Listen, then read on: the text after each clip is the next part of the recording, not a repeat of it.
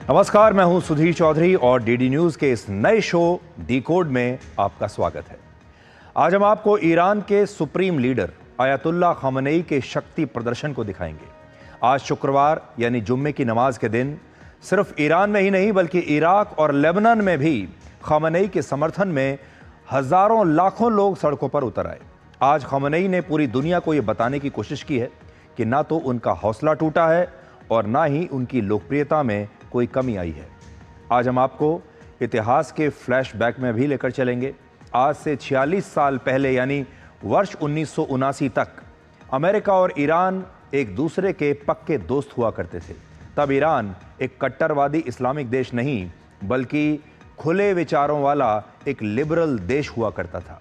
लेकिन फिर अचानक ऐसा क्या हुआ कि अमेरिका और ईरान एक दूसरे के दुश्मन बन गए।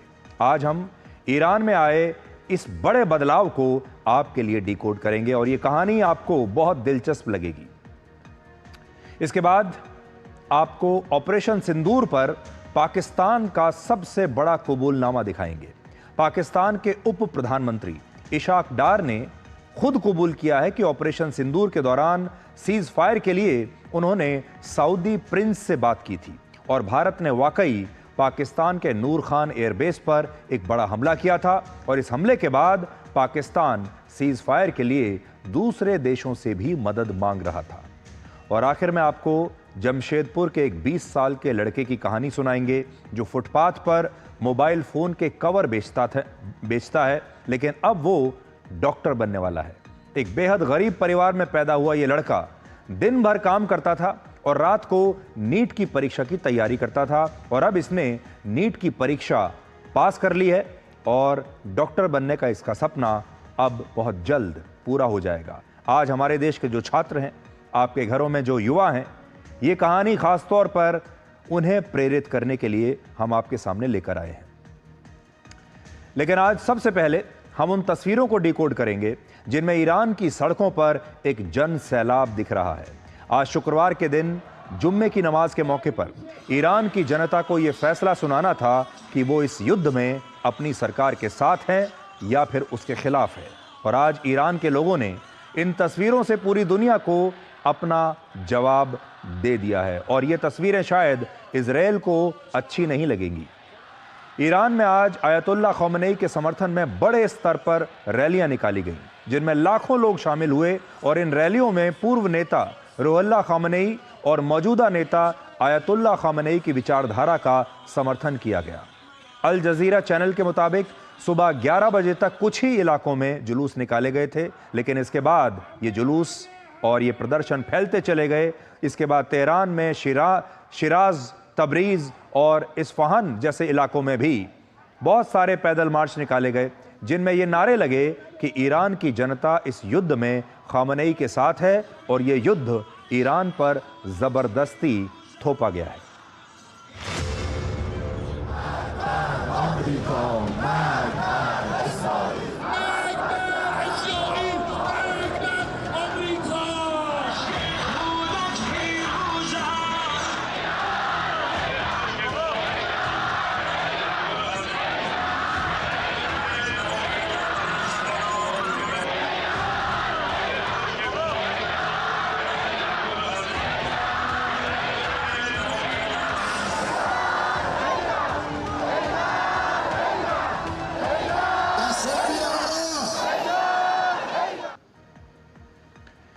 इजराइल के प्रधानमंत्री नेतन्याहू ने कहा था कि ईरान की जनता खामेनी से बहुत त्रस्त है, उनसे बहुत परेशान है और ये ईरान के लोगों के लिए एक बहुत बड़ा मौका है जब वो खामेनी को हटाकर अब अपनी नई सरकार सत्ता में ला सकते हैं।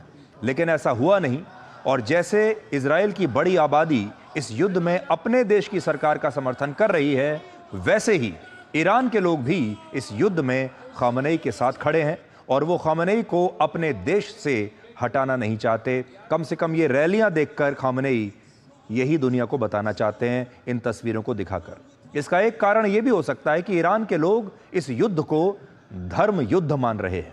यह युद्ध धर्म के लिए लड़ा जा रहा है और इस धर्म युद्ध में एक तरफ यहूदी धर्म है और दूसरी तरफ इस्लाम धर्म है और आज ये सारे विरोध प्रदर्शन भी जुम्मे की नमाज के बाद ही हुए हैं। और इराक और लेबनान जैसे देशों में भी ईरान के समर्थन में आज रैलियां निकाली गई हैं। आपको याद होगा, इजराइल ने यह कहा था कि जैसे जैसे हमारे हमले बढ़ते जाएंगे ईरान के ऊपर, जैसे जैसे ईरान की स्थिति कमजोर होगी, वैसे वैसे ईरान के अपने ही लोग खामनेई के खिलाफ हो जाएंगे। यह भी हो सकता है कि खामनेई पूरी दुनिया को यह बताना चाहते हैं कि उनके हौसले टूटे नहीं हैं, उनकी लोकप्रियता में कोई कमी नहीं आई है, और खामनेई के हजारों लाखों जो समर्थक हैं, उनके जो कार्यकर्ता हैं, उन्होंने पूरी दुनिया को यह संदेश देने के लिए ये रैलियां आज के दिन निकाली हों, ये बताने के लिए कि खामनेई की स्थिति आज भी कमज़ोर नहीं है और वो अपने देश में उतने ही लोकप्रिय हैं जितने कि वो पहले हुआ करते थे। हो सकता है इन तस्वीरों का एक मकसद ये भी हो। अब आप देखिए, आपने गाजा की ऐसी बहुत सारी तस्वीरें देखी होंगी जहां इजराइल के हवाई हमलों से उसकी हजारों इमारतें नष्ट हो चुकी हैं। गाजा मिट्टी में मिल चुका है और गाजा में इमारतों का सिर्फ अब मलबा दिखाई देता है। लेकिन आज बिल्कुल ऐसी ही तस्वीरें इजराइल से आई हैं जहां ईरान के मिसाइल हमलों में टेल अवीव और उसके आसपास के शहरों में कई इमारतें जर्जर और नष्ट हो चुकी हैं। और अब ईरान के लोग इन तस्वीरों को दिखाकर कह रहे हैं कि उनकी मिसाइलों ने इजराइल का ऐसा हाल कर दिया है जैसा इजराइल ने गाजा का किया था। इन तस्वीरों को देखकर थोड़ी देर के लिए ऐसा लगता है कि ये इजराइल की नहीं बल्कि गाजा की तस्वीरें हैं, लेकिन ये तस्वीरें हैं इजराइल की।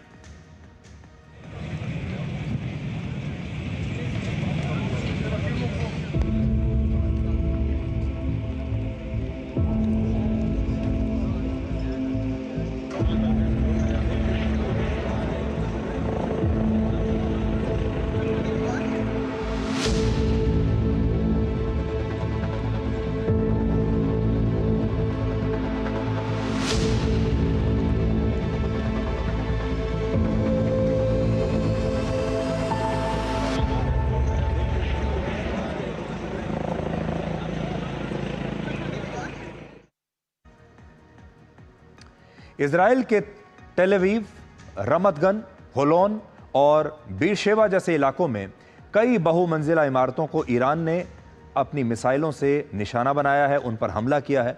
और जिस तरह इजराइल अपने हमलों का एक एक वीडियो जारी करता है, ठीक वैसे ही अब ईरान भी अपने मिसाइल हमलों के वीडियो जारी कर रहा है। यानी ये लड़ाई जो है, ये एक तरफ हथियारों से लड़ी जा रही है और दूसरी तरफ कैमरों से लड़ी जा रही है। एक युद्ध के मैदान में लड़ी जा रही है और दूसरा युद्ध चल रहा है सोशल मीडिया पर। और ईरान ने यह भी बताया है कि उसने अपनी एक सेजिल मिसाइल से इजराइल पर हमले किए हैं।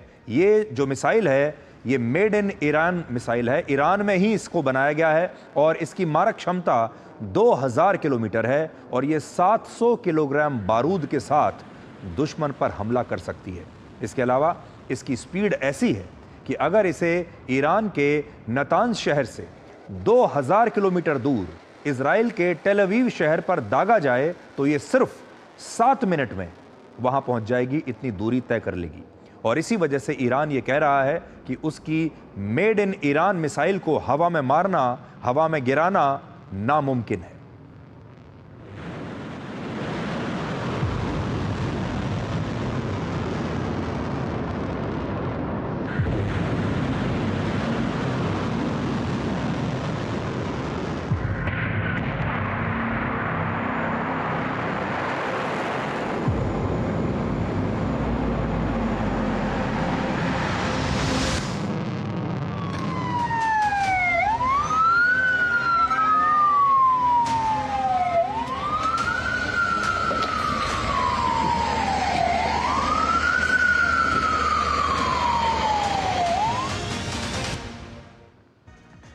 हालांकि इजराइल ने ईरान के इन दावों का खंडन किया है और कहा है कि इजराइल का एयर डिफेंस सिस्टम ईरान की इन मिसाइलों को भी इंटरसेप्ट करने में कामयाब हुआ है। और इजराइल ने अब एक नया वीडियो जारी किया है जिसमें उसके एक युद्धपोत से ईरान की तरफ से आने वाली मिसाइलों को हवा में ही नष्ट किया जा रहा है। और इस युद्धपोत का नाम है सारशिप और इससे एक बार में 16 मिसाइलों को दागा जा सकता है और ये मिसाइलें भी बराक 8 सीरीज की मिसाइलें हैं।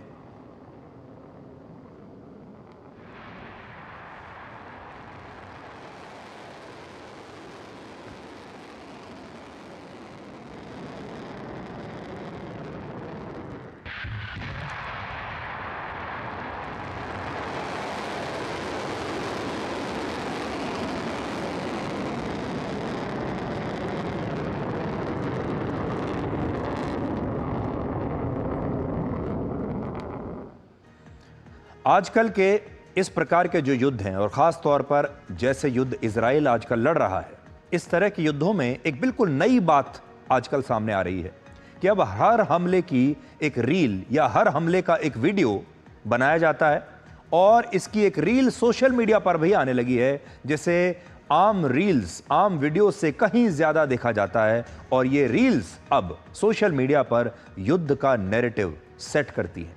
यानी जिस सेना ने अपनी जितनी अच्छी रील्स बनाई है, जिस देश ने जितने अच्छे वीडियोस बनाए हैं, उन वीडियोस के जरिए भी पूरी दुनिया में यह नैरेटिव सेट होता है कि कौन सी जो सेना है वो इस युद्ध में जीत रही है, किसे कम नुकसान हो रहा है, किसको ज्यादा नुकसान हो रहा है। तो अब सिर्फ युद्ध का जो खेल है ये हथियारों का नहीं है, बल्कि कैमरे का भी उतना ही बड़ा खेल है। और ये बात भारत को भी आज यहां से सीखनी होगी कि जब भी हमला करो, जो नुकसान हुआ है उसका वीडियो बनाओ, हमले का वीडियो बनाओ, क्योंकि अब हमारे देश में कम से कम सबूत मांगने वाले लोगों की संख्या ऐसी है जो हर बात का सबूत मांगते हैं। और अगर आप देखेंगे, ईरान और इजराइल अब अपने हर हमले का सबूत भी साथ साथ पेश करते हैं। आज ये युद्ध अपने दूसरे हफ्ते में प्रवेश कर चुका है और इस युद्ध में दोनों तरफ से भारी नुकसान हुआ है। इजराइल में 24 लोगों की मौत हुई है, 838 लोग घायल हुए हैं। अब तक 400 बैलिस्टिक मिसाइलों से इजराइल के ऊपर हमला हो चुका है। कुल 40 इलाकों पर यह हमले हुए हैं। 18,000 इमारतों को इजराइल में नुकसान पहुंचा है। लगभग 2,000 गाड़ियां इन हमलों की चपेट में आई हैं। इसके अलावा ईरान का दावा है कि उसने इजराइल के 14 ड्रोन्स और 3 लड़ाकू विमानों को भी नष्ट कर दिया है। अब ईरान का नुकसान देखिए। ईरान में 639 लोगों की मौत हुई है, 2 मिलिट्री चीफ और 20 से ज्यादा टॉप कमांडर्स मारे गए हैं। 5 न्यूक्लियर साइट्स पर मिसाइल हमले हुए हैं और आज भी इजराइल ने अस्फहान में ईरान के उस मिसाइल लॉन्चर पर हमले किए जहां से इजराइल पर मिसाइलें दागी जा रही थी। इजराइल अब तक ईरान के ऐसे 120 मिसाइल लॉन्चर्स को नष्ट कर चुका है और इजराइल का यह भी कहना है कि मध्य ईरान का पूरा एयर स्पेस अब इजराइल के कंट्रोल में है। मध्य ईरान के पूरे एयर स्पेस पर अब इजराइल के फाइटर जेट्स उड़ रहे हैं। इन हमलों के बाद ईरान के विदेश मंत्री ने कहा है कि जब तक इजराइल के हमले रुकेंगे नहीं, तब तक युद्ध विराम पर कोई बातचीत नहीं होगी। تکلیف رو بگذارید روشن بکنم. ما در شرایط حاضر و در شرایطی که تهاجمات رژیم صهیونیستی ادامه داره خواهان مذاکره با هیچ کسی نیستیم و آمریکا یعنی در خصوص این موضوع با هیچ کسی ما خواهان مذاکره نیستیم. آمریکایی‌ها خواهان مذاکره هستند. इजराइल की सेना ने कहा है कि आज से वो इस युद्ध के दूसरे चरण में पहुंच गई है, जिसमें हमलों की गति अब और ज्यादा तेज होगी। זה מבצע שנראה קרוב, אבל הוא רחוק. הוא 1,500 קילומטר מגבולות ישראל, עד 2,000 קילומטר. אנחנו מעמיקים את הפגיעה ונמשיך לפגוע בה. יש לנו עוד מטרות רבות לפגוע בהם. המבצע הזה נערכנו להמשכיות שלו. ככל שאנחנו מעמיקים את הפגיעה, אנחנו מאפשרים לעצמנו עוד מרווח ואפשור של המבצע לאורך זמן. נמשיך לפעול לאורך זמן, עד שנעמוד ביעדי המבצע. और अब से थोड़ी ही देर पहले ईरान के विदेश मंत्री ने स्विट्जरलैंड के जिनेवा में यूरोपीय देशों के प्रतिनिधियों से बातचीत की है। ईरान का कहना है कि इजराइल ने ईरान पर बिना किसी उकसावे के हम आक्रमण किया है।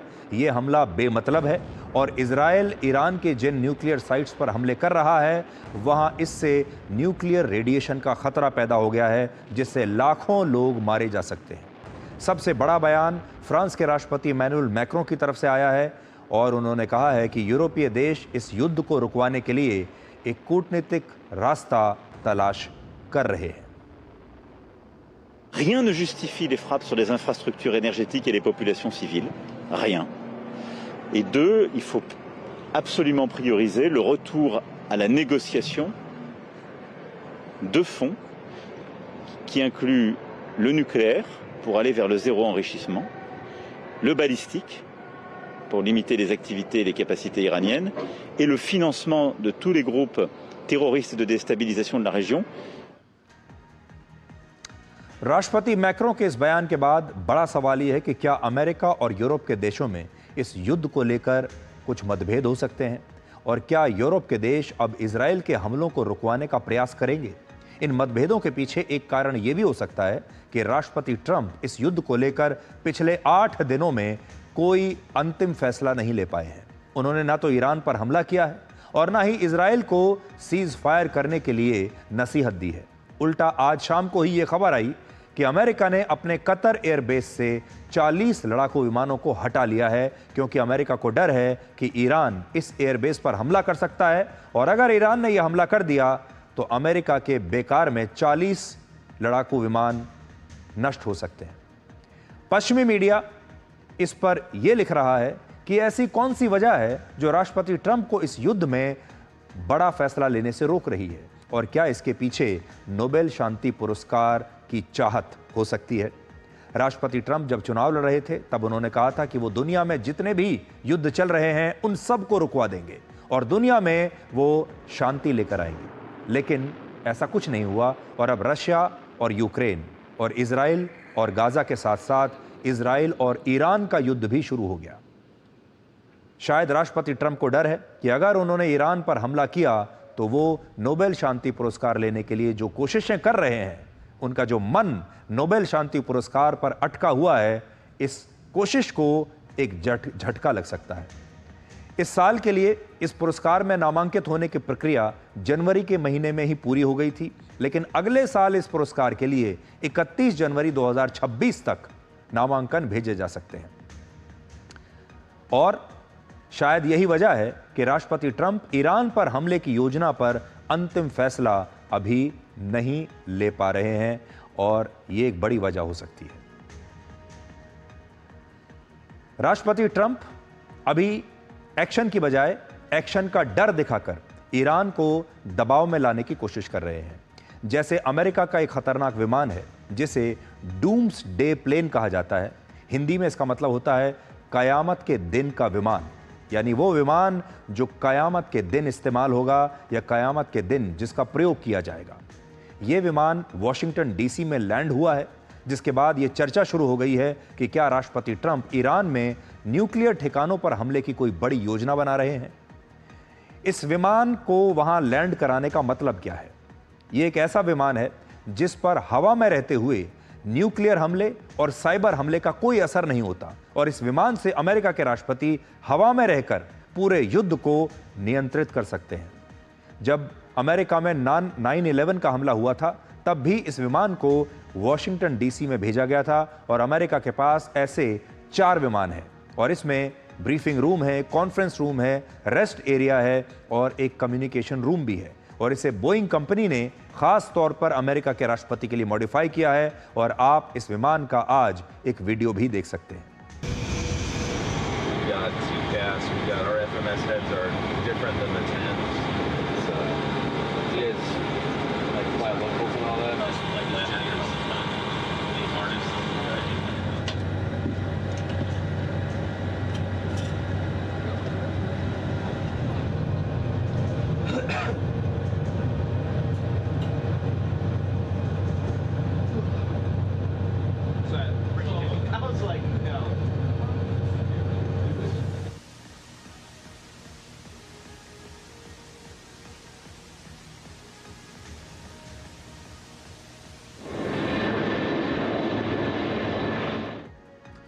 तो यह है डूम्स डे विमान। आप में से बहुत सारे लोगों को शायद ये बात पता नहीं होगी कि ईरान, इजराइल और अमेरिका हमेशा से एक दूसरे के दुश्मन नहीं थे। अब आपको इतिहास के फ्लैशबैक में लेकर जाते हैं। वर्ष 1948 में जब इजराइल का निर्माण हुआ, गठन हुआ, यानी जब इजराइल बना, तब ईरान तुर्की के बाद दुनिया का दूसरा ऐसा मुस्लिम देश था जिसने इजराइल को एक राष्ट्र के रूप में मान्यता दी थी। उस वक्त इजराइल और ईरान के बीच घनिष्ठ संबंध थे, दोनों की दोस्ती बड़ी पक्की थी, ऐसी दोस्ती थी। और ईरान को भी अमेरिका के काफी करीब माना जाता था, यानी ईरान इजराइल का भी दोस्त था और अमेरिका का भी दोस्त था। आज ये दोनों ही उसके दुश्मन हैं। इसके अलावा उस जमाने में ईरान की छवि एक बहुत ही उदार देश की थी, एक स्वतंत्र विचारों वाले देश की छवि थी, जिसे अंग्रेजी में हम कहते हैं लिबरल। वहां की जो सोसाइटी थी वो बहुत स्वतंत्र विचारों की सोसाइटी थी, लिबरल देश था। और ईरान की राजधानी तेहरान समेत बाकी शहरों में महिलाओं को बिना हिजाब के आप देख सकते थे। ये उस जमाने की तस्वीरें हैं। आज शायद आपको अपनी आंखों पर विश्वास नहीं होगा कि ईरान में महिलाएं किसी जमाने में इस तरह रहा करती थी। ये हम आपको अमेरिका की तस्वीर, यूरोप की तस्वीर नहीं दिखा रहे हैं। ये तस्वीरें हैं ईरान की। उस जमाने में ईरान में महिलाएं इस प्रकार की जो ड्रेस हैं वो पहन सकती थी। उनके लिए यह जरूरी नहीं था कि वो हर समय हिजाब में रहें। लेकिन आज ईरान में सार्वजनिक स्थानों पर महिलाओं के लिए हिजाब पहनना अनिवार्य है। आज का ईरान ऐसा दिखता है और वहां धार्मिक कट्टरपंथ और रूढ़िवाद बहुत सामान्य सी बात हो चुकी है। तो पुराना ईरान अभी हमने आपको दिखाया थोड़ी देर पहले, और ये आज का ईरान है। ऐसा इसलिए क्योंकि ईरान के भी दो रूप हैं। एक है वर्ष 1979 से पहले का ईरान और दूसरा है 1979 के बाद का ईरान। और ये दो तस्वीरें आप देख लीजिए। 1979 से पहले ईरान कैसा था और 79 के बाद ईरान कैसा हो गया। वर्ष 1979 से पहले के ईरान में इजराइल और अमेरिका से उसके बहुत ही घनिष्ठ संबंध थे, लेकिन 79 के बाद के ईरान में इन्हीं देशों से ईरान को नफरत हो गई। ये वही वर्ष है जब ईरान में इस्लामिक क्रांति आई थी। इस क्रांति से पहले ईरान में राजशाही का शासन हुआ करता था और ईरान के राजा, जिन्हें शाह भी कहा जाता है, उनके अमेरिका और इजराइल से काफी अच्छे संबंध थे। इस शासन व्यवस्था से पहले ईरान के लोगों को कोई शिकायत नहीं थी, लेकिन बाद में ईरान के धार्मिक कट्टरपंथियों का गुस्सा उनके खिलाफ बढ़ने लगा। उन्होंने यह धारणा बनाई कि ईरान के शाह तेल भंडारों से अपनी जेब भर रहे हैं, इस्लामिक रीति रिवाजों को हाशिए पर धकेल रहे हैं, धर्म के खिलाफ काम कर रहे हैं और वो अमेरिका के प्रभाव में ईरान की संस्कृति को भुला रहे हैं। इन्हीं तमाम कारणों से ईरान में एक इस्लामिक क्रांति हुई और रुहुल्लाह खामनेई ईरान के सुप्रीम लीडर बन गए। इस घटनाक्रम में अमेरिका की एंट्री तब हुई जब ईरान के शाह मोहम्मद रजा पहलवी तख्ता पलट के बाद अपनी जान बचाने के लिए पहले इजिप्ट और फिर अमेरिका चले गए। अगर नहीं जाते तो उनकी जान नहीं बचती। और यह वही क्षण था जब ईरान के लोगों में अमेरिका विरोधी भावनाएं बढ़ी और उन्हें लगा कि जिस राजा को ईरान की जनता सजा देना चाहती थी, उस राजा को अमेरिका ने बचा लिया, इसलिए अमेरिका हमारा दुश्मन है। इसी नफरत की आग में जलते हुए इस्लामिक क्रांति का झंडा उठाने वाले 300 से 400 लोगों ने 4 नवंबर 1979 को तेहरान में अमेरिका के दूतावास पर हमला कर दिया और अमेरिका के 66 राजनयिकों और उनके परिवार के लोगों को बंधक बना लिया। रुहुल्लाह खामनेई ने अमेरिका के सामने यह शर्त रखी कि अगर अमेरिका अपने इन नागरिकों की जान बचाना चाहता है तो उसे ईरान के शाह को वापस अमेरिका से ईरान के हवाले करना होगा। अमेरिका को ईरान ने ब्लैकमेल किया, तो इससे अमेरिका की उस छवि को नुकसान पहुंचा, जिसके बारे में सुनकर ऐसा लगता था कि अमेरिका को कोई डरा धमका नहीं सकता, अमेरिका सुपर पावर है, अमेरिका किसी के दबाव में नहीं आएगा। लेकिन ईरान ने अमेरिका को धमकाया, उसे ब्लैकमेल किया और उस वक्त अमेरिका की छवि को नुकसान पहुंचा।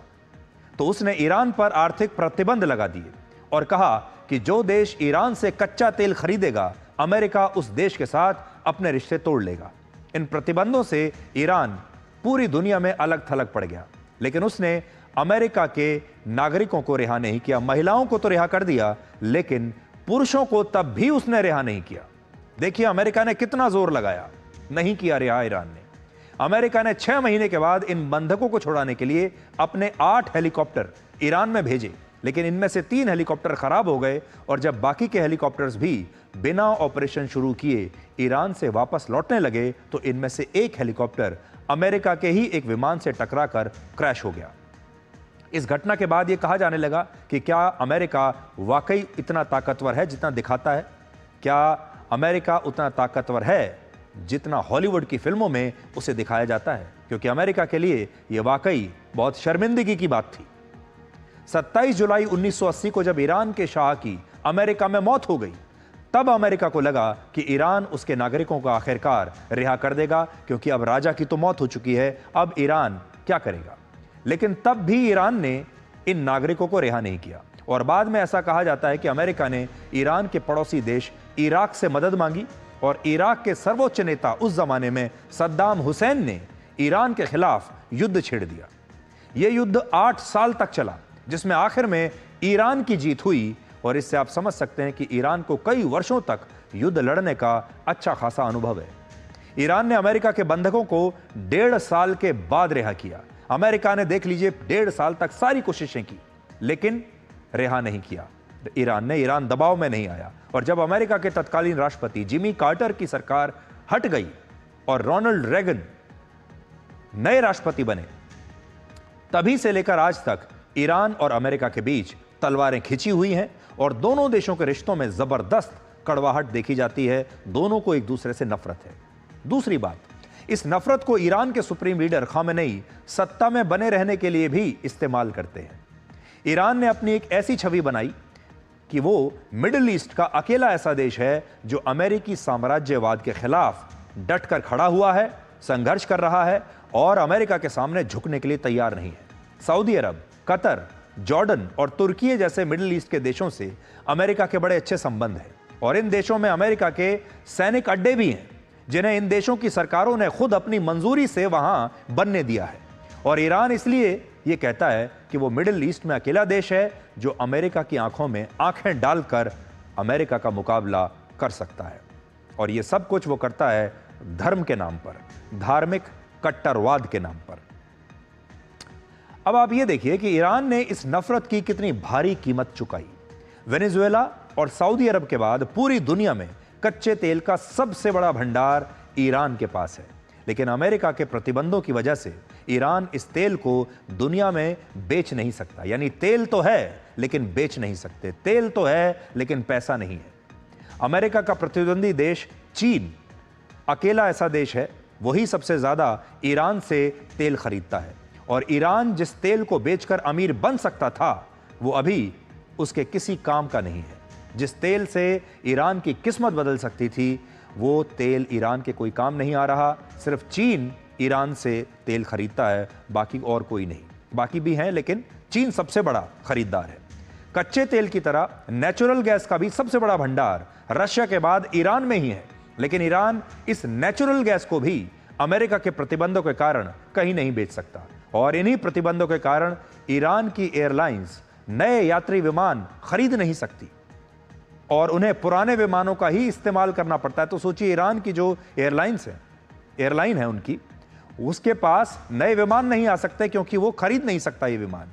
ईरान की एयरलाइन के 60% विमान पुराने और आउटडेटेड हो चुके हैं, जबकि बाकी के विमान भी 20 से 30 साल पुराने हैं और ये सारे विमान काफी जर्जर हालत में हैं। इस वजह से ईरान की एयरलाइन के पुराने विमान अक्सर क्रैश होते रहते हैं और इन दुर्घटनाओं में वर्ष 1980 से 2010 के बीच लगभग 1800 लोगों की मौत हो चुकी है। इसी तरह ईरान अपनी वायुसेना के लिए भी नए लड़ाकू विमान नहीं खरीद सकता, जिसके कारण उसकी वायुसेना काफी कमजोर हो गई है। और इस युद्ध में भी आपने देखा होगा कि ईरान अपने लड़ाकू विमानों का इस्तेमाल बहुत कम कर रहा है या कर ही नहीं रहा है, क्योंकि उसके पास नए आधुनिक लड़ाकू विमान है ही नहीं। वर्ष 1979 की इस्लामिक क्रांति से पहले जब ईरान और अमेरिका के बड़े अच्छे संबंध थे, तब ईरान दुनिया की 19वीं सबसे बड़ी अर्थव्यवस्था था, लेकिन आज वो 2025 में 45वें नंबर की अर्थव्यवस्था है और अमेरिका से नफरत की उसे बहुत भारी कीमत चुकानी पड़ी है। और आखिर में आपके लिए एक अपडेट ये है कि ईरान और उसके आसपास फंसे भारत के नागरिकों और छात्रों को सुरक्षित वहां से निकालने के लिए ईरान ने अपना एयर स्पेस कुछ देर के लिए खोल दिया है और ये एक बहुत बड़ी खबर है। ईरान में भारत के 10,000 नागरिक फंसे हुए हैं, जिनमें से 2,500 से ज्यादा छात्र हैं और इनमें से 110 छात्रों को लेकर पहली फ्लाइट एक दिन पहले ही दिल्ली पहुंची है। और अब ऑपरेशन सिंधु के तहत आज रात 2 और विशेष विमान वहां से यहां भारत के नागरिकों को लेकर आएंगे। भारत ने अपने इस ऑपरेशन का नाम रखा है ऑपरेशन सिंधु, और भारत के नागरिकों को ईरान से बाहर निकालने के लिए ईरान ने खास तौर पर अपने एयर स्पेस को कुछ देर के लिए खोल दिया है ताकि भारत के विमान वहां से टेक ऑफ कर सकें। यह भी भारत की एक बहुत बड़ी सफलता मानी जाएगी। अब आपको अपने देश में लाते हैं। आज प्रधानमंत्री नरेंद्र मोदी ओडिशा में थे, जहां उन्होंने अमेरिका के राष्ट्रपति ट्रंप को लेकर एक बहुत बड़ा बयान दिया है। उन्होंने कहा कि वो जब कनाडा में हुए G7 समिट से वापस लौट रहे थे, तब राष्ट्रपति ट्रंप ने उन्हें फोन करके वॉशिंगटन डीसी आने का निमंत्रण दिया, लेकिन प्रधानमंत्री मोदी ने ओडिशा के लोगों से मिलने के लिए राष्ट्रपति ट्रंप के निमंत्रण को बहुत ही विनम्रतापूर्वक मना कर दिया। अब आप देखिए, आज ओडिशा में जब वो गए थे, कैसे सड़कों पर लोग उनके स्वागत के लिए इकट्ठा हुए थे, कैसे सड़कों पर उनका स्वागत किया गया। उनकी लोकप्रियता आप यहां से देख सकते हैं।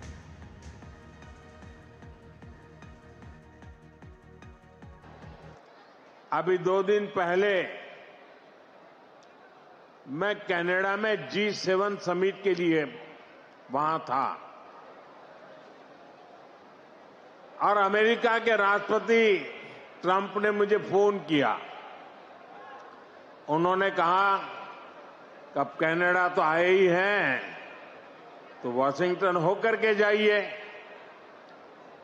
साथ में खाना खाएंगे, बातें करेंगे। उन्होंने बड़े आग्रह से निमंत्रण दिया। मैंने अमेरिका के राष्ट्रपति को कहा कि आपका निमंत्रण के लिए धन्यवाद, मुझे तो महाप्रभु की धरती पर जाना बहुत जरूरी है।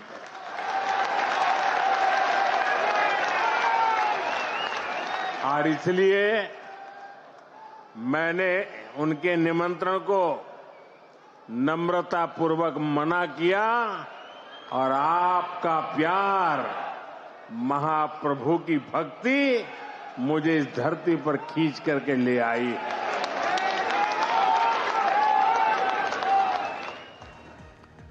इसी महीने उड़ीसा में बीजेपी की सरकार को 1 वर्ष पूरा हुआ है और प्रधानमंत्री मोदी ने G7 समिट के लिए कनाडा रवाना होने से पहले ही ये तय कर लिया था कि वो 20 जून को उड़ीसा के लोगों के बीच जरूर आएंगे और उनके लिए 18,600 करोड़ रुपए की नई विकास परियोजनाओं का उद्घाटन और शिलान्यास करेंगे। और उन्होंने अपने इस वादे को पूरा किया है और ये भी बताया है कि प्रधानमंत्री मोदी के लिए असली व्हाइट हाउस असल में यहाँ की जनता के बीच है।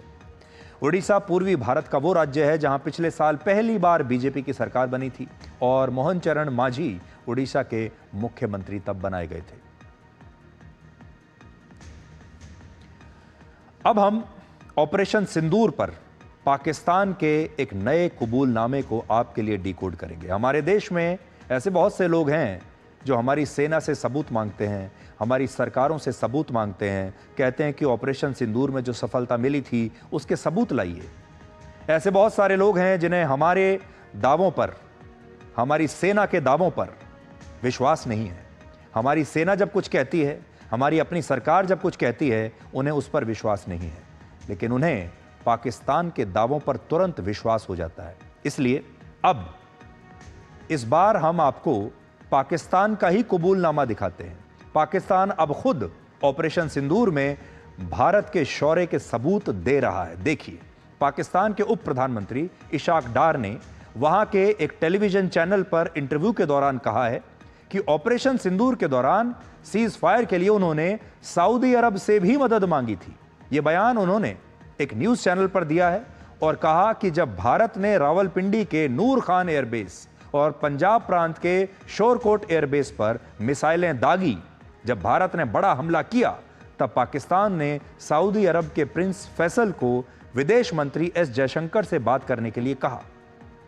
अब आप सबसे पहले पाकिस्तान के उप प्रधानमंत्री का यह पूरा कबूलनामा सुनिए, वो खुद अपने मुंह से क्या कह रहे हैं, जरा देखिए।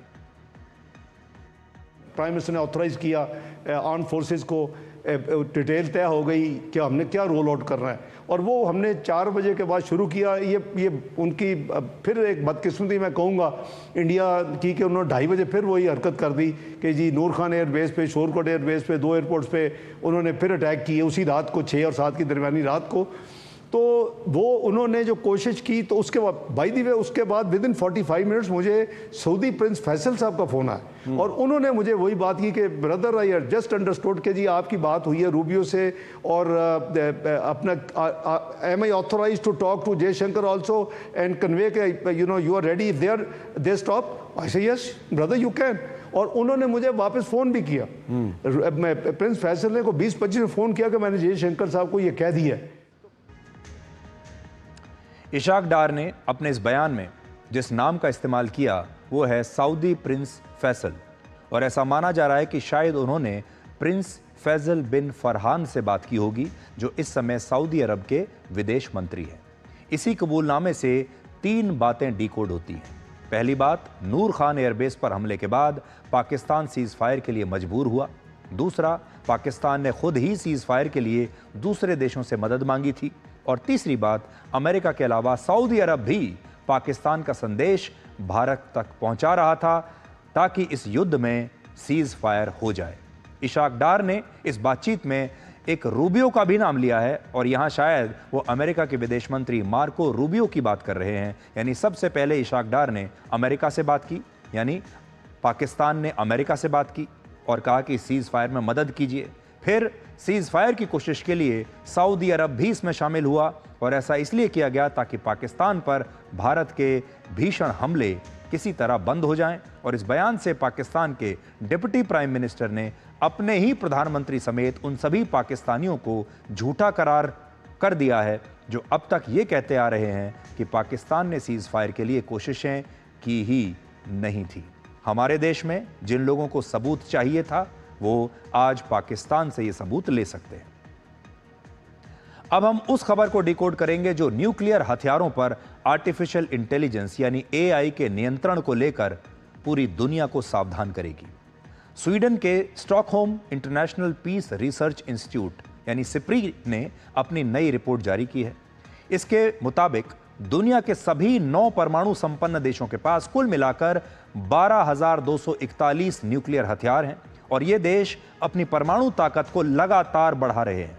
5,459 न्यूक्लियर हथियारों के साथ रशिया पूरी दुनिया में पहले नंबर पर है। 5,177 न्यूक्लियर हथियारों के साथ अमेरिका दूसरे स्थान पर, और इन दोनों देशों के पास पूरी दुनिया के 90% से ज्यादा परमाणु हथियार हैं, अमेरिका और रूस के पास मिलकर। पिछले कुछ वर्षों में जिस देश के न्यूक्लियर हथियारों की संख्या सबसे तेजी से बढ़ी है उस देश का नाम है चीन। चीन ने वर्ष 2023 से लेकर हर साल औसतन 100 नए न्यूक्लियर हथियार बनाए हैं, और दुनिया का कोई भी देश इस रफ्तार से परमाणु हथियार नहीं बना रहा। चीन के पास इस समय 600 परमाणु हथियार हैं, जबकि पिछले साल यह संख्या 500 थी।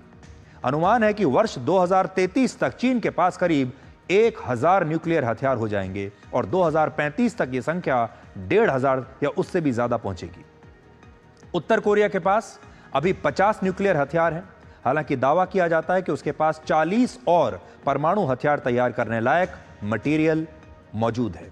भारत भी अपने परमाणु हथियारों को आधुनिक बना रहा है, और इसके साथ ही हमले का एक नया सिस्टम भी, लेटेस्ट सिस्टम तैयार किया जा रहा है। भारत के पास अब 180 परमाणु हथियार हैं इस रिपोर्ट के मुताबिक, जबकि पिछले साल भारत के पास 172 हथियार थे।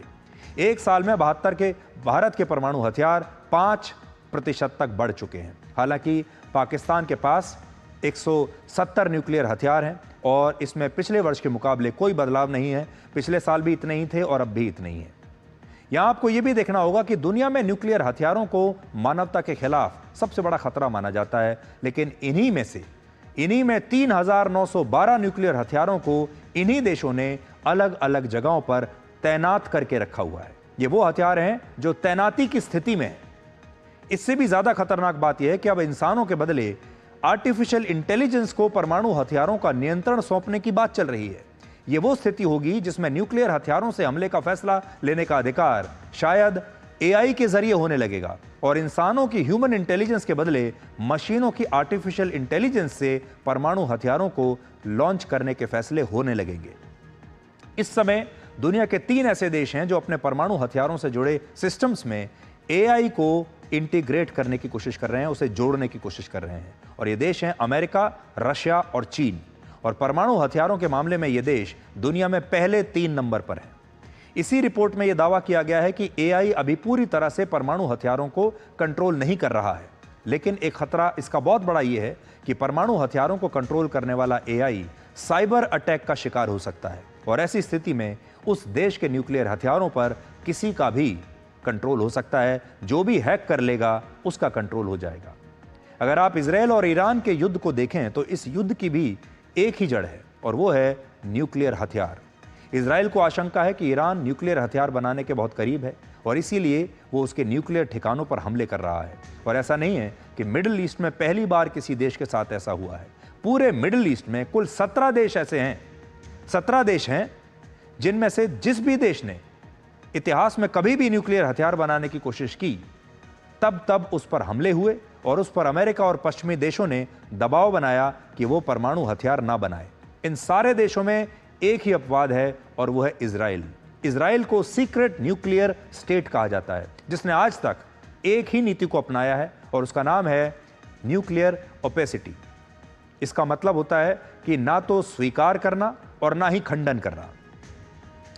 इजराइल ना तो कभी यह स्वीकार करता है कि उसके पास न्यूक्लियर हथियार हैं और ना ही कभी इसका खंडन करता है। स्वीडन का एक मशहूर थिंक टैंक है Stockholm International Peace Research Institute, जिसे हम सिप्री भी कहते हैं, उसी की रिपोर्ट आज हम आपको दिखा रहे हैं। और वो रिपोर्ट कहती है कि इजराइल के पास 90 न्यूक्लियर हथियार हो सकते हैं। लेकिन यही बात जब दुनिया इजराइल से पूछती है तो इजराइल ना तो स्वीकार करता है और ना ही इसका खंडन वो करता है। यहां एक सवाल यह भी है कि जब मिडिल ईस्ट में न्यूक्लियर हथियार बनाने पर जंग छिड़ जाती है, इराक से लेकर लिबिया, ईरान और सीरिया जैसे देशों पर इसकी वजह से हमले हो चुके हैं, तब इजराइल ने अपने देश में गुप्त तरीके से न्यूक्लियर हथियार कैसे बना लिए और दुनिया को इसकी भनक कैसे नहीं लगी।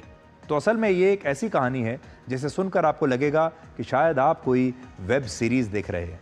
वर्ष 1948 में जब इजराइल की स्थापना हुई तब उसके पहले प्रधानमंत्री का नाम था David Ben Gurion. Ben Gurion को हमेशा से इस बात की चिंता रहती थी कि जो इजराइल अरब देशों से घिरा हुआ है वो युद्ध की स्थिति में अपना बचाव कैसे करेगा। इसी चिंता ने उन्हें अपना परमाणु हथियार बनाने के लिए प्रेरित किया। उन्होंने वैज्ञानिकों की एक यूनिट बनाई जिन्हें इजराइल में यूरेनियम की खोज करनी थी। यह काम कुछ वर्षों तक चला और वैज्ञानिकों को यूरेनियम के ऐसे भंडार पूरे देश में कहीं नहीं मिले जो इजराइल को परमाणु शक्ति बना पाते।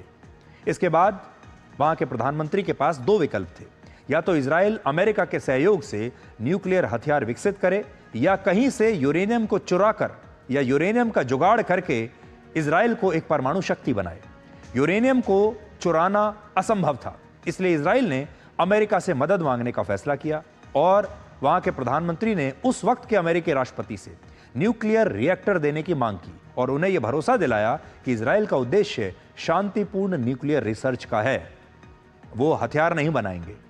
इजराइल ने काफी जोर लगाया लेकिन अमेरिका ने मदद नहीं की। यहां से इजराइल के लिए अपना खुद का न्यूक्लियर हथियार बनाना नामुमकिन था और उसके वैज्ञानिकों ने भी सारी उम्मीदें छोड़ दी। इसके बाद कुछ ऐसा हुआ जिसने इतिहास को बदल दिया। मिस्र ने सुएज कैनाल का राष्ट्रीयकरण करके उसे पूरी तरह से अपने कंट्रोल में ले लिया और फ्रांस और ब्रिटेन की कंपनियों की भागीदारी यहां लगभग समाप्त हो गई। इस बात से फ्रांस काफी नाराज हुआ और उसने मिडिल ईस्ट में इजराइल को समर्थन देने का फैसला किया। इस पर एक पुस्तक लिखी गई है जिसका नाम है the Samson option, Israel's nuclear Arsenal and American foreign policy. इसमें लिखा है कि फ्रांस ने इजराइल के साथ एक सीक्रेट डील की और इसके तहत इजराइल में न्यूक्लियर रिएक्टर को स्थापित करने में मदद की। यह इजराइल का एक रेगिस्तानी इलाका है जहां पर इसको स्थापित किया गया, जिस पर अमेरिका को भी शक हुआ और इसने इजराइल से पूछा कि क्या वो डिमोना नाम की जगह पर न्यूक्लियर प्लांट बना रहा है। उस वक्त इजराइल ने इन आरोपों से इनकार किया और इस न्यूक्लियर प्लांट को कपड़ा बनाने की एक फैक्ट्री उसने बताया। कहा कि यहां कोई न्यूक्लियर प्लांट नहीं है, यहां तो हम कपड़ा बनाने की एक फैक्ट्री लगा रहे हैं। हालांकि इसके बाद भी जब CIA का शक समाप्त नहीं हुआ, उसके कुछ एजेंट्स और वैज्ञानिकों की एक टीम इजराइल के डेमोना में आई देखने के लिए, तो इजराइल ने इस साइट को छिपाने की कोशिश की। एक पुस्तक में यह बताया गया है कि जब CIA के एजेंट्स इस साइट पर आए तो यहां असली न्यूक्लियर रिएक्टर्स के सामने दीवारें खड़ी करके उन्हें छिपा दिया गया और CIA ने वहां जो न्यूक्लियर प्लांट देखा उसे उसमें कुछ भी संदिग्ध नहीं लगा। यहां कुछ इतिहासकार, नेता और वैज्ञानिक ये मानते हैं कि अमेरिका ने शायद जानबूझकर इजराइल के न्यूक्लियर प्रोग्राम को उस समय नज़रअंदाज किया और उसकी अनौपचारिक रूप से मदद की। यानी अमेरिका को पता था कि इजराइल न्यूक्लियर हथियार बना रहा है, लेकिन अमेरिका ने जानबूझकर अपनी आंखें बंद कर लीं और अमेरिका दूसरी ओर देखने लगा। इन्हीं पुस्तकों में यह भी लिखा है कि इजराइल ने शायद न्यूक्लियर हथियार बनाने के लिए यूरेनियम की चोरी भी की थी। 1965 में 200 पाउंड यूरेनियम अमेरिका के पेंसिल्वेनिया में भेजा जाना था और यह वेपन ग्रेड यूरेनियम था जो एक कंपनी को मिलना था जिसका नाम था nuclear materials and equipment corporation. उस वक्त यह यूरेनियम अचानक से गायब हो गया और इस पुस्तक में ऐसा दावा किया गया है कि यह यूरेनियम शायद इजराइल की खुफिया एजेंसी मोसाद ने ले लिया और बाद में इजराइल ने इसी से 2 से 3 न्यूक्लियर हथियार बना लिए। हालांकि इजराइल आज भी इन बातों को ना तो स्वीकार करता है ना खंडन करता है, लेकिन मिडिल ईस्ट के देश और सिप्री जैसी संस्थाएं मानती हैं कि इजराइल एक सीक्रेट न्यूक्लियर पावर है और यही कारण है कि चारों तरफ से मुस्लिम देशों से घिरे होने के बावजूद इजराइल ना तो कभी किसी के दबाव में आता है और ना अपने से कई गुना बड़े देशों से वो डरता है। तो वक्त है एक छोटे से ब्रेक का। ये ब्रेक होगा 3 मिनट का। आप थोड़ा आराम कीजिए, रिलैक्स कीजिए और 3 मिनट के बाद आपसे दोबारा मिलते हैं।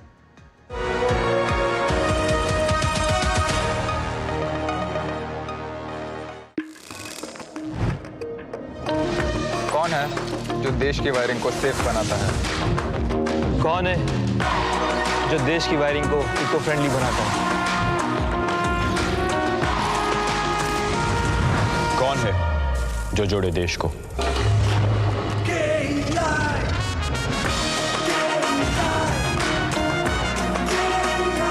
विकसित भारत का विकसित वायर।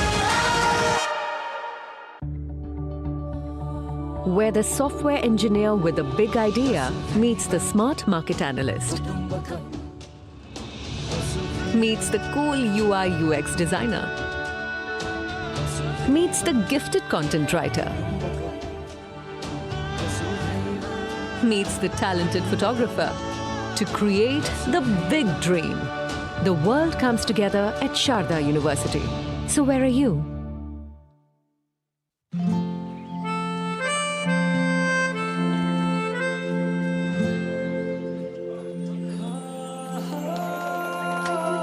जब अपनों का साथ हो तभी होता है शुभारंभ।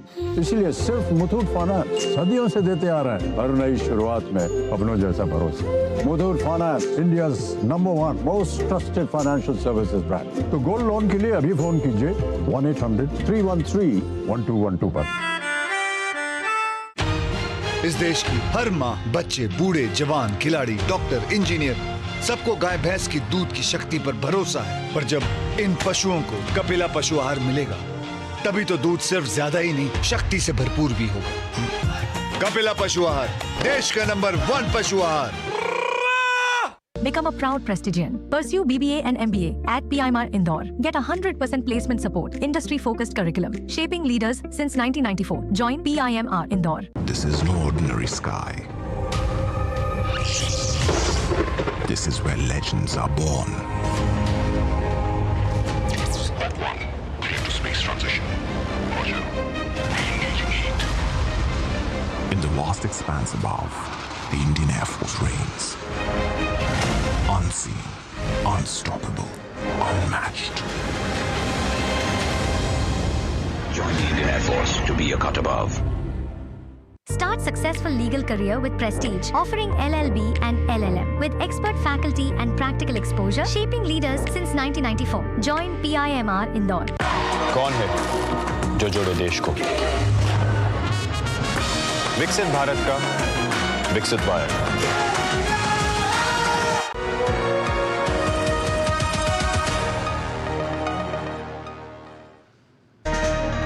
अब हम आपको आज की कहानी सुनाते हैं। आपको जमशेदपुर के एक 20 साल के लड़के की कहानी सुनाएंगे जो फुटपाथ पर मोबाइल फ़ोन के कवर बेचता है, लेकिन अब वो डॉक्टर बनने वाला है। ये वो लड़का है।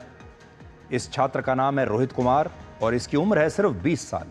रोहित कुमार जमशेदपुर में रहते हैं और सड़क किनारे एक फुटपाथ पर मोबाइल फ़ोन का कवर बेचते हैं। लेकिन अब इस छात्र ने अपनी नई कवर स्टोरी खुद लिखी है। नीट को मेडिकल के लिए देश की सबसे कठिन प्रवेश परीक्षा माना जाता है और इस परीक्षा में रोहित ने 720 में से 549 नंबर हासिल किए हैं और उसकी ऑल इंडिया रैंक जो है वो है 12,484। और अब रोहित अपने डॉक्टर बनने का सपना पूरा करने वाले हैं। हालांकि उनके लिए इस परीक्षा को पास करना आसान नहीं था। वो एक गरीब परिवार से आते हैं, उनके पिता मजदूरी करते हैं और उन्होंने अपनी इस सफलता पर आज क्या कहा, आप सुनिए। मेरा नाम रोहित कुमार है। कितने अंक प्राप्त हुए हैं, किस चीज में प्राप्त हुए? मैंने इस बार नीट 2025 का एग्जाम क्लियर किया है with all India rank 12,000 and category rank 1300 और मुझे 549 मार्क्स मिले इस बार और मैं झारखंड के टॉप मेडिकल कॉलेज में इस बार। किस तरीके से पूरी तैयारियां रही? जी एक्चुअली 10th के बाद ही मैं काम करने लगा था। मेडिकल शॉप में मैंने 1-2 महीने काम किया, वहीं से मेरा मेडिकल फील्ड में इंटरेस्ट जगा था और उसके बाद फिर मैं मोबाइल कवर का शॉप लगाता था फुल टाइम और फिर रात में अपनी पढ़ाई करता था। उसी से मैंने 12th निकाला। मैंने 12th में कॉलेज में टॉप भी किया था। उसके बाद मुझे नीट का आइडिया लगा कि नीट एग्जाम क्रैक करने से MBBS में एडमिशन होता है। फिर मैंने नीट की तैयारी ऑनलाइन सेल्फ स्टडी से की थी। फिर PW का बैच लेकर के मैंने नेक्स्ट अटेम्प्ट दिया, उसमें मेरा सिलेक्शन हो गया। आज रोहित हर उस छात्र के लिए एक रोल मॉडल हैं जो मुश्किल हालात में पढ़ाई करते हुए अपने सपनों को पूरा करने की कोशिश कर रहे हैं। एक और बात, बहुत सारे छात्र ऐसे भी हैं जो अपनी नाकामी के लिए हालात को दोष देते हैं, जो कहते हैं कि हालात ऐसे थे जो मुझे सफल नहीं होने दे रहे। बहुत सारे लोग ये कहते हैं कि उन्हें ठीक से कोचिंग नहीं मिली। बहुत सारे छात्र ये कहते हैं कि उन्हें पूरी सुविधाएं नहीं मिल रही, इसलिए वो सफल नहीं हो पा रहे। आज उन सबको रोहित की कहानी देखनी चाहिए। रोहित कुमार ने मोबाइल फ़ोन के कवर बेचते बेचते उस परीक्षा को पास किया जो सबसे मुश्किल परीक्षा मानी जाती है, नीट की परीक्षा। वो दिन में अपनी दुकान पर मोबाइल फ़ोन के कवर बेचते थे और रात में पढ़ाई करते थे। हमारे यहाँ बहुत सारे छात्र ऐसे हैं जो अपनी असफलता के लिए इसी तरह अपने हालात को जिम्मेदार ठहराते रहते हैं, लेकिन आज उन सब लोगों को रोहित से सीखना चाहिए। और एक और बात, बहुत सारे छात्र ऐसे हैं जो नाकामी के डर से या नाकाम होने के बाद आत्महत्या कर लेते हैं। आपने देखा होगा कोटा में बहुत सारे कोचिंग सेंटर्स ऐसे हैं जहां पर छात्र आत्महत्या कर लेते हैं। आज उन सब लोगों को रोहित की ये कहानी देखनी चाहिए। जब मैंने 12th का बोर्ड्स दे रहा था उस वक्त तो मैं सिर्फ रात में 3-4 घंटे ही पढ़ पाता था और जब मैंने नीट की प्रिपरेशन शुरू की तो मैं 12-13 घंटा पढ़ता था एवरेज ऑन डे। रात में पढ़ना फिर दिन में भी काम करना। जी उस वक्त थोड़ा सा मुश्किल का दौर तो था। एक वक्त तो मेरे को भी लग रहा था कि नहीं हो पाएगा, काफी ज्यादा मतलब मेहनत लग रहा है और रिजल्ट नहीं दिख रहा था, बट फिर करते करते ही होता है कोई चीज, एक बार में तो नहीं होगा। आगे मैं MBBS करके एक अच्छा डॉक्टर बनना चाहता हूं और उसके बाद मैं PG करके न्यूरोसर्जन या कार्डियोलॉजिस्ट फील्ड में जाना चाहता हूं। सुसाइड वाला पॉइंट तो थोड़ा सा गलत है क्योंकि देखिए किसी का अगर कोई बच्चा नहीं रहता है तो लोगों को मतलब कोई वर्ड नहीं है उसके लिए। जैसे देखिए किसी के बच्चे का माँ बाप नहीं है अगर तो उसको अनाथ कहते हैं, किसी का हस्बैंड नहीं है तो उसको विधवा कहते हैं। लेकिन अगर किसी पेरेंट्स का बच्चा नहीं है उसके लिए कोई वर्ड नहीं बना क्योंकि वो नेचुरल फेनोमेना नहीं है। तो ये सुसाइड वाला पॉइंट तो थोड़ा सा गलत लगता है मुझे। मतलब अगर आपसे नहीं हो रहा कोई चीज तो आप दूसरे फील्ड में जाइए। हो सकता है आप उस चीज के लिए बने ना हो, किसी और चीज के लिए बने हो जिसमें आप बेहतरीन हो, वो चीज तक कभी आप पहुंचे नहीं है। तो उसके लिए मतलब निराश नहीं होना चाहिए कभी भी। और अगर कोई लोग आपको नेगेटिव थॉट्स दे रहे हैं तो उनसे दूर रहिए, एक कान से सुनिए दूसरे कान से निकाल दीजिए, क्योंकि जब आपका वक्त बदलेगा तो फिर जो अभी आपको बुरा कह रहे हैं वही आपका सपोर्ट करेंगे। तो अगर आपके घर में भी कोई छात्र है, कोई युवा है, तो उसके लिए रोहित एक केस स्टडी बन सकता है। और रोहित ने जो सारी बातें कही हैं ये असल में किसी भी छात्र के लिए एक मास्टर क्लास जैसी है। और आखिर में आपको ये बताते हैं कि कल अंतर्राष्ट्रीय योग दिवस है। इस मौके पर हम योग की उस ताकत को जल्दी से डिकोड करेंगे जिसके बारे में भारत के बहुत सारे लोगों को पता ही नहीं है, खास तौर पर उन लोगों को जो जिम के मुकाबले योग को कम करके आंकते हैं। बहुत सारे लोगों को लगता है कि योग करने से मानसिक तनाव तो कम हो सकता है, लेकिन इससे आध्यात्मिक ऊर्जा भी आ सकती है। लेकिन फिटनेस के लिए जिम के मुकाबले योग उतना प्रभावी नहीं है। लेकिन यह धारणा गलत है। आज आप ये देखिए कि योगा के कौन से आसन आप करके कितनी कैलोरीज बर्न कर सकते हैं। सूर्य नमस्कार का एक सेट करके आप करीब 14 कैलोरीज बर्न कर सकते हैं। पूरा सेशन करके आप 350 कैलोरीज तक बर्न कर सकते हैं।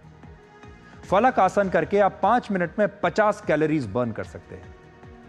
उत्कट आसन की मदद से आप करीब 60 सेकंड में 5 से 6 कैलोरीज बर्न कर सकते हैं। वीरभद्रासन आसन से आपको सिर्फ 1 मिनट में 5 से 7 कैलोरी बर्न करने में मदद मिलेगी। और बकासन मुद्रा में आप करीब 1 मिनट में 7 से 10 कैलोरीज बर्न कर सकते हैं। तो आज के लिए डिकोड में इतना ही। अब आपसे हमारी अगली मुलाकात होगी सोमवार रात 9 बजे। तब तक आप खुश रहिए, सुरक्षित रहिए, स्वस्थ रहिए। और अगर जीत हासिल करनी है तो अपनी काबिलियत बढ़ाइए। शेर खुद अपनी ताकत से शेर कहलाता है, क्योंकि जंगल में कभी चुनाव नहीं होते। नमस्कार।